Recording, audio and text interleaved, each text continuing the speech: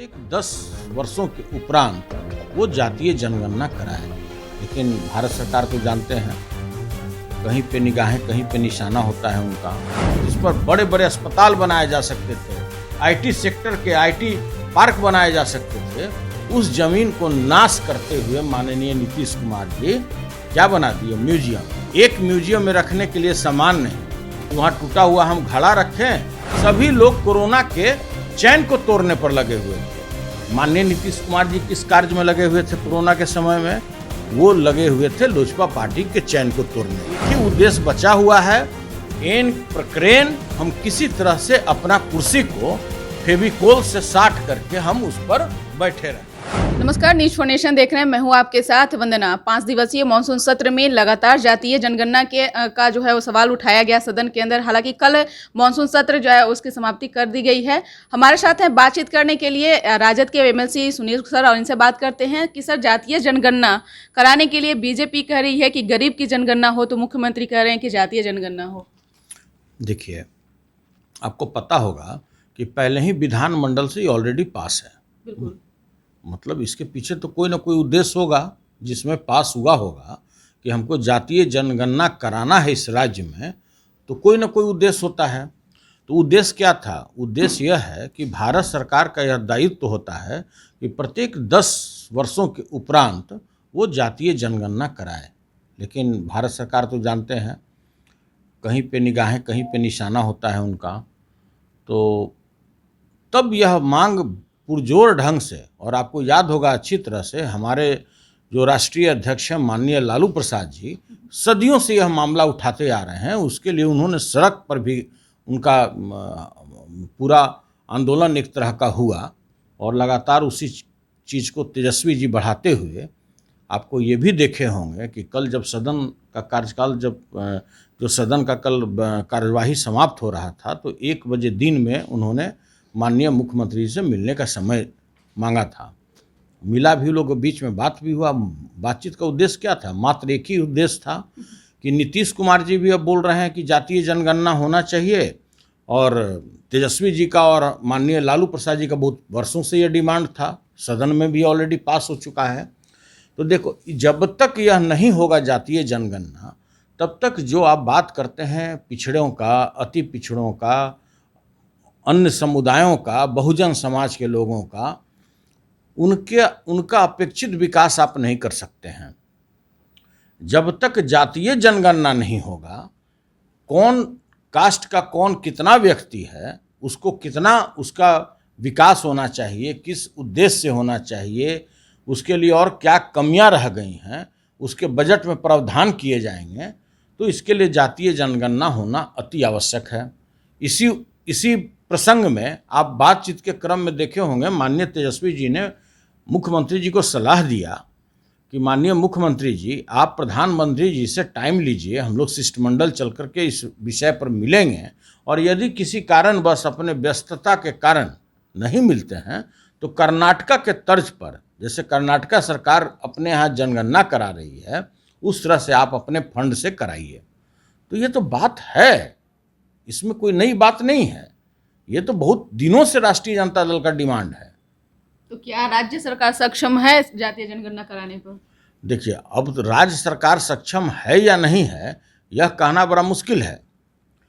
इसलिए कि भाई हम लोग जब देखते हैं, साथ देंगे। देखिए, सदन में जब हम लोग बैठते हैं और जब ये लोग बजट पास कराते हैं कि 2,18,000 करोड़ रुपए का बजट, भले इनका आय का स्रोत मात्र 25% 30% हो, बाकी जो खर्च करते हैं माले मुफ्त दिले बेरहम की तरह, बुद्धा हेरिटेज बना देंगे, जो म्यूजियम का आवश्यकता नहीं है वो बना देंगे, उतने बहुमूल्य ज़मीन पर जिस पर बड़े बड़े अस्पताल बनाए जा सकते थे, आईटी सेक्टर के आईटी पार्क बनाए जा सकते थे, उस ज़मीन को नाश करते हुए माननीय नीतीश कुमार जी क्या बना दिए? म्यूजियम। एक म्यूजियम में रखने के लिए सामान नहीं, कि वहाँ टूटा हुआ हम घड़ा रखें, कि फूटा हुआ हाथ रखें, कि टूटा हुआ हड्डी रखें।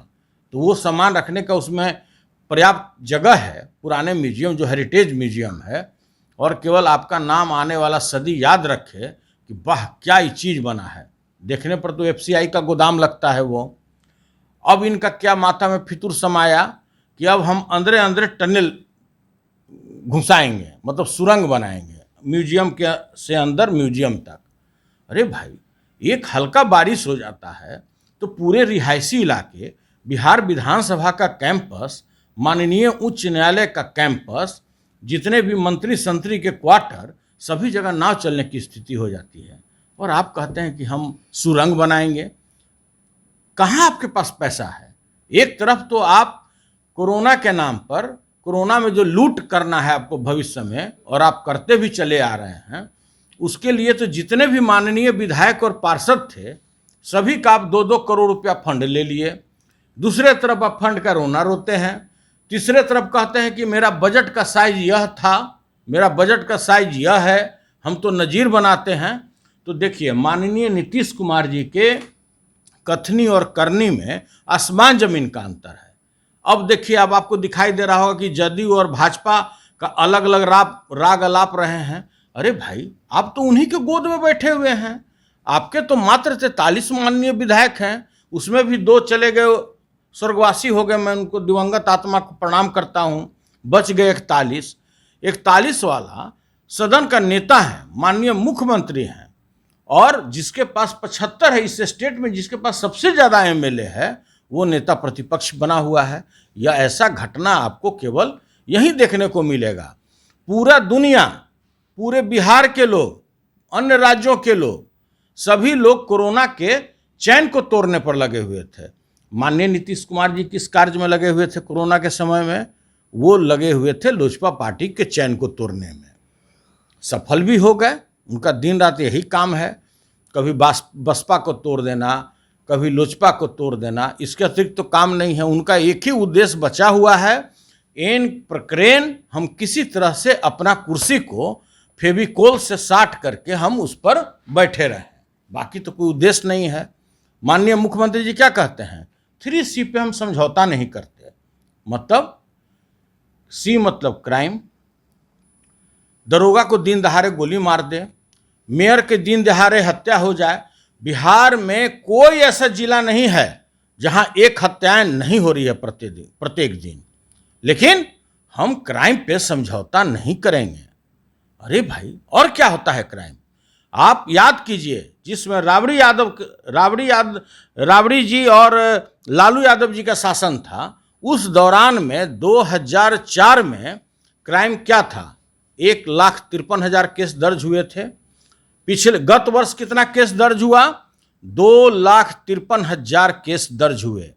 जबकि कोरोना पीरियड था, साधु भी घर में छुपा हुआ था, सन्यासी भी घर में छुपा हुआ था, और चोर पॉकेटमार और डकैत भी घर में छुपा हुआ था। तब हुआ 2,53,000। अब आप समझो कि अगर कोरोना पीरियड नहीं होता तो यह ग्राफ कहाँ जाता?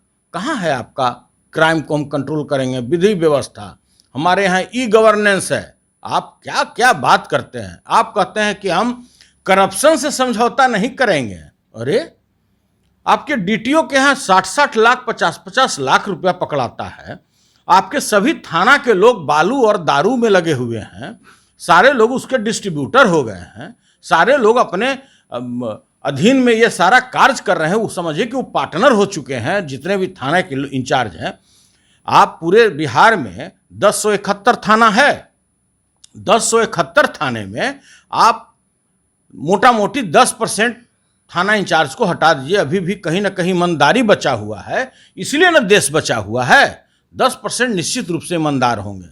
आप कहते हैं बीडीओ की बात, आप कहते हैं सीओ की बात, आप कहते हैं डीसीएलआर की बात, आप कहते हैं कर्मचारी की बात। पूरे बिहार में 534 ब्लॉक है, 101 अनुमंडल है। मैं दावे के साथ कह सकता हूं कि माननीय मुख्यमंत्री जी के अगर भाई भी ब्लॉक में जाएं और कहें कि हम माननीय मुख्यमंत्री जी का परिचय न दे कि मैं उनका भाई हूं, तो बिना लिए हुए जान नहीं छोड़ेगा। अरे, मृत्यु प्रमाण पत्र में भी लोगों को घूस चाहिए।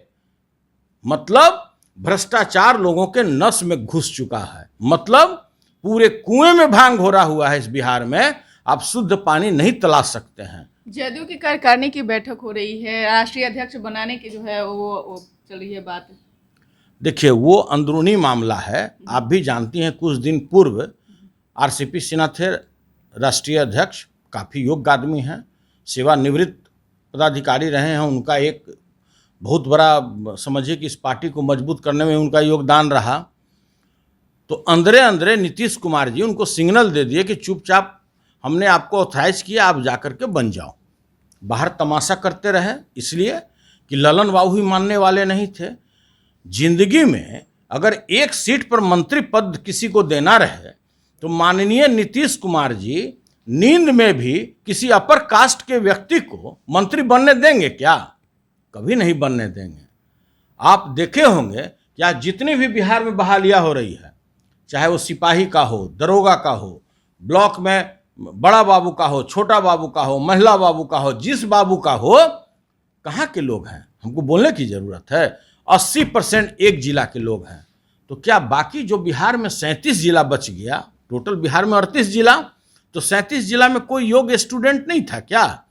इसका जांच होना चाहिए। मैं खुला चैलेंज करता हूं कि जो बिहार में गत 10 वर्षों से जो बहाली हो रही है उसका पूरा जांच होना चाहिए। दूध का दूध, पानी का पानी सामने आना चाहिए। आपको खुद पता लग जाएगा कि किस जिला के सबसे ज्यादा अभ्यर्थी थे उसमें और योग्य उसमें पाए गए। तो देखिए, ये सब बात है। तो अभी आप पूछिए कि आरसीपी सिन्हा जी को इन्होंने सिग्नल दे दिया कि तुम बन जाओ मंत्री। अब इनको ललन बाबू को मनाना था, क्योंकि ललन बाबू को भी छोड़ नहीं सकते थे, इसलिए कि उनको तो बहुत दिन से इस पार्टी को मजबूत करने में, नीतीश कुमार जी को फर्श से अर्श तक पहुंचाने में अगर एक व्यक्ति का योगदान है तो उनका नाम है ललन सिंह। अब ललन सिंह को कैसे छोड़ें? ललन सिंह तो पहले भी एक बार इनसे थोड़ा जुदा हुए थे, तो कहे थे कि इनके कहाँ पेट में दांत बा, हमको सब पता है, हम सब निकाल लेंगे। माननीय नीतीश कुमार जी भी कम माहिर नहीं हैं। वो भी जो सर्जरी करते हैं, पेनलेस सर्जरी करते हैं, कहीं आपको खून नहीं दिखेगा और सर्जरी हो चुका रहेगा। तो देखिए, सब लोग एक ही थैली के चट्टे बट्टे हैं। और आप भी जानती हैं कि कभी भी लोभी के नगर में ठग भूखा नहीं मरता और ठग के नगर में लोभी भूखा नहीं मरता। तो ये लोगों का आपसी मामला है, उसमें हमको कुछ नहीं बोलना है। जिनको अध्यक्ष बनाना है बनाएं, स्वयं बन जाना है अपने बन जाएं। वो भी होगा मीटिंग में। आज 4 बजे या 3 बजे मीटिंग होने वाला है, उसमें सब लोग एक मुश्त बोलेगा कि नहीं नहीं, हम लोग आज राष्ट्रीय अध्यक्ष के रूप में माननीय नीतीश कुमार जी को ही ऑथराइज करते हैं और इनको सौंपते हैं कि यही इसका बागडोर संभालें। बाद में हो सकता है सीएम जी बोलें कि ना ना ना, हम ऑथराइज करते हैं ललन सिंह को। तो वो लोग सब आपसी मामला है, उस आपको उनको पूछना भी नहीं चाहिए। और जिनको बनाना है, जो उनके पार्टी को बेहतर कार्य कर सकता है, उनके पार्टी में बनना भी चाहिए। तो यही है। लेकिन हर बार यही कहा जाता है कि जातीय शब्द का इस्तेमाल न किया जाए, लेकिन फिर भी जातीय जनगणना पर क्यों इतना जोर दिया जा रहा है सर? देखिए, जात से ऊपर इस देश में पहले नरेंद्र मोदी जी किस कास्ट से आते थे, अमित शाह जी किस कास्ट से आते थे, हम लोग नहीं जानते थे। लेकिन जब चुनाव के दौरान जब लोगों ने अपना अपना बताया कि मैं फलना का लड़का हूं, मैं फलना का बच्चा हूं, मैं चाय बेचता था, कोई बोले मूंगफली बेचते थे, कोई बोले कि समोसा हम छान कर बेचते थे, तब हम लोग जाने कि जात होता है। और मैं फिर आपको बताता हूं, आने वाले सदियों तक कोई भी नेता जात से उबर नहीं सकता।